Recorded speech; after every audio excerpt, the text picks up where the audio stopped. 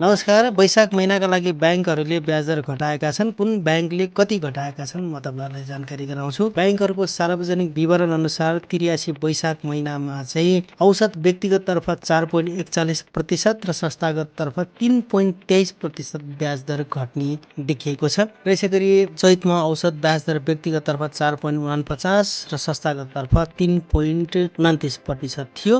वैशाख महिनाका लागि 7वटा ब्याङ्कले चाहिँ ब्याज दर घटाएका छन् भने 12 ब्याङ्कले ब्याज दरलाई स्थिर राखेका छन्। कृषि विकास ब्याङ्कले भने ब्याज दर बढाएको छ र सो ब्याङ्कले वैशाखमा व्यक्तिगत तर्फ 4.15% ब्याज दिनेछ भनेर सार्वजनिक भएको छ। ब्याज दर घटाउने मध्ये एभरेस्ट ब्याङ्कले व्यक्तिगत तर्फ 4.5, कुमारी ब्याङ्कले 4.5, सिटिजन ब्याङ्कले 4.12, स्ट्यान्डर्ड चार्टर्ड ब्याङ्कले 4.10, हिमालयन ब्याङ्कले 4.50, सिद्धार्थ ब्याङ्कले 4, एनआइसी एसिया ब्याङ्कले 4.75% ब्याज दिनेछन्। त्यस्तै Nepal bank, SBI bank, Sanima लगायत ब्याङ्कहरूले चैत महिनाको ब्याज दरलाई नै निरन्तर दिने भन्ने कुरा बाहिर आएको छ। वैशाखमा Nepal bank 4.5%, Nepal SBI bank 4.25, Lakshmi sunrise bank 4.50, global IMB bank 4.50 र यसै गरी प्राइम कमर्सियल ब्याङ्कले 4.15, प्रो ब्याङ्कले 4.55 र माछापुष्ट ब्याङ्कले 4.50% ब्याज दिनेछन्। यस्तै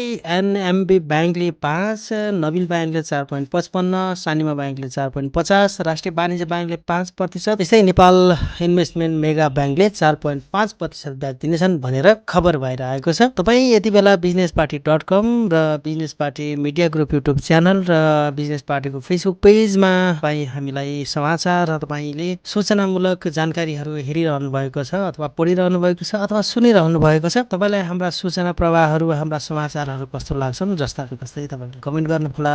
धन्यवाद। नमस्कार।